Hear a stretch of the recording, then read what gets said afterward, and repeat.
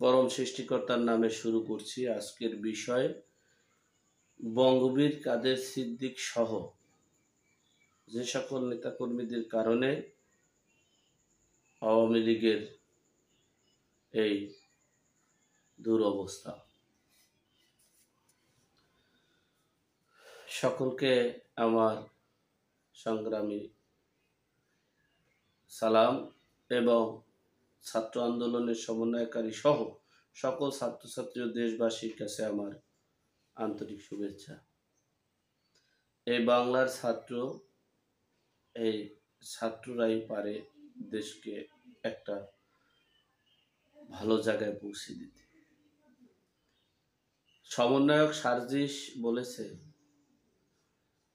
ইঙ্গিত করেছে ডক্টর ইউনূস, আইনমন্ত্রী আসিফ এবং স্বরাষ্ট্রমন্ত্রী সাখাওয়াত মিয়া, এই তিনজন সহ সকলকে অনুরোধ করছে, আপনারা কোনো রাজনৈতিক দলের মদদ দিবেন না, রাজনৈতিক দলকে উস্কানি দিবেন না এবং আপনারা ব্যক্তি আক্রোশ করে এই দেশকে একটা খারাপ জায়গায় পৌঁছে দিবেন না।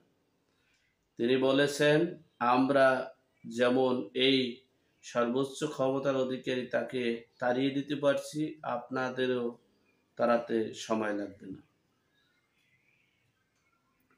এই দেশের এই বাংলাদেশটার নামকরণে যে সকল নেতাকর্মীদের ভূমিকা, তার মধ্যে বর্তমান জীবিত বঙ্গবীর কাদের সিদ্দিক সহ কিছু বীর মুক্তিযোদ্ধারা আছেন, প্লাস এরপরে দক্ষ এবং ন্যায় বিচারক, ন্যায় জনপ্রতিনিধি এবং ন্যায় রাজনৈতিক নেতাও আছেন। তার মধ্যে ধরেন সোহেল তাজ আছে,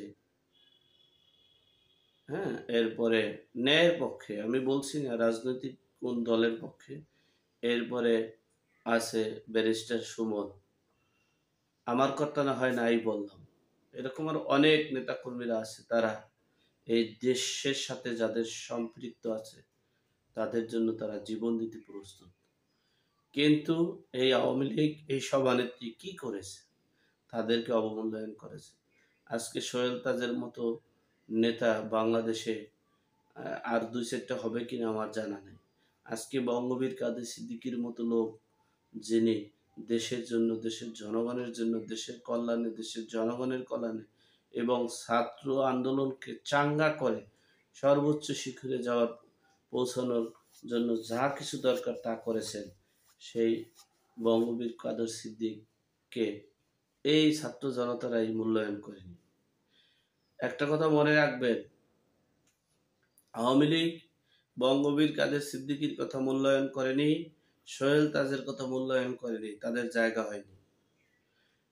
অন্তর্বর্তীকালীন সরকার এই সকল লোকদেরকে, প্লাস আমি ছোট্ট নগণ্য বাংলাদেশের নাগরিক, জাতীয় নাগরিক উন্নয়ন পার্টির চেয়ারম্যান, আমাকেও একটু মূল্যায়ন করা হয়নি এবং খোঁজ খবর রাখা হয়নি।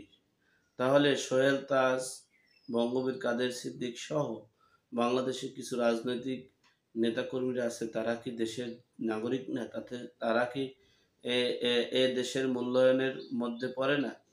এই সমন্বয়কারীরা সম্মান দিতে জানে কিনা আমি জানি না, তবে আমি বলবো, এই সমন্বয়কারীদেরকে বলবো, আপনারা যেখানেই থাকেন না কেন, যে যেখানে যে যতটুকু মূল্যায়ন পাওয়ার কথা তাকে সেই মূল্যায়নে ভূষিত করবেন।